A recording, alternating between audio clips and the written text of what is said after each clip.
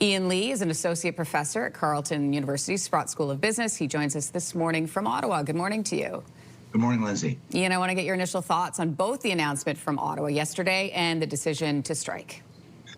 It was inevitable, long overdue. I mean, the numbers in the audited annual reports that I use for my studies that I published show that the post office has been in long-term decline since 2006, when letters peaked in Canada. That was peak letters.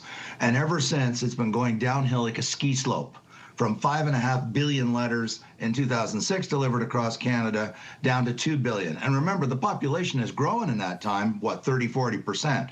So the population is getting larger and larger, and we are writing less and less letters. And there's a reason. It's this little thing. It's called a smartphone.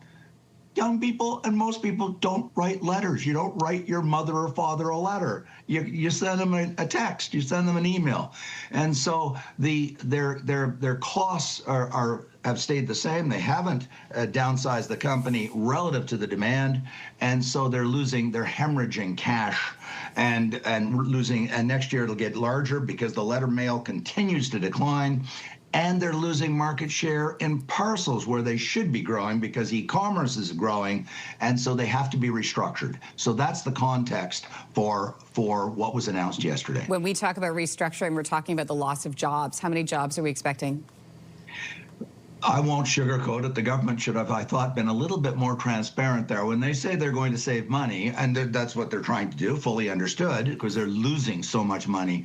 But Canada Post, again from the audit annual report, reports about 75% of their annual costs are wages. So if you're talking about reducing costs, closing, door-to-door delivery, ending door-to-door delivery to the 25% that still get it, you're talking about reducing headcount. You're talking about reducing people. And I'm not talking a couple of hundred.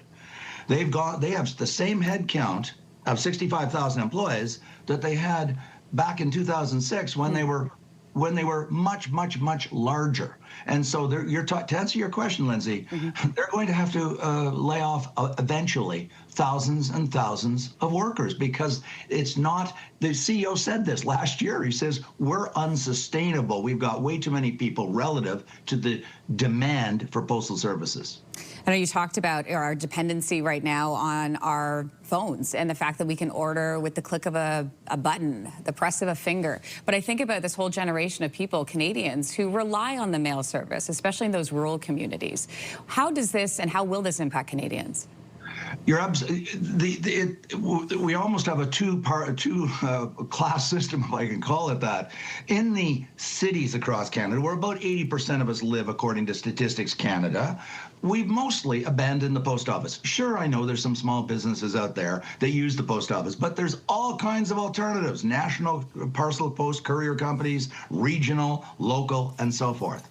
It's in the rural communities, the hamlets and the villages, rural Eastern Ontario, where I grew up, rural Northern Ontario, rural Saskatchewan. I'm not going to go through the whole country. And they are completely dependent on the post office. So the urban, we've just shaken it off. Most of us don't even use the post office anymore. But in the rural, it's a completely different story. So I saw a hint of where the government's going yesterday when the minister said in his comments at his press conference, to you in rural Canada, don't worry, we're going to look after you. So it suggests they're going to restructure over time the post office to focus more and more on those parts of Canada that do not have private courier companies. Ian Lee, always good to talk to you. Thanks for your thoughts this morning. Thank you, Lindsay.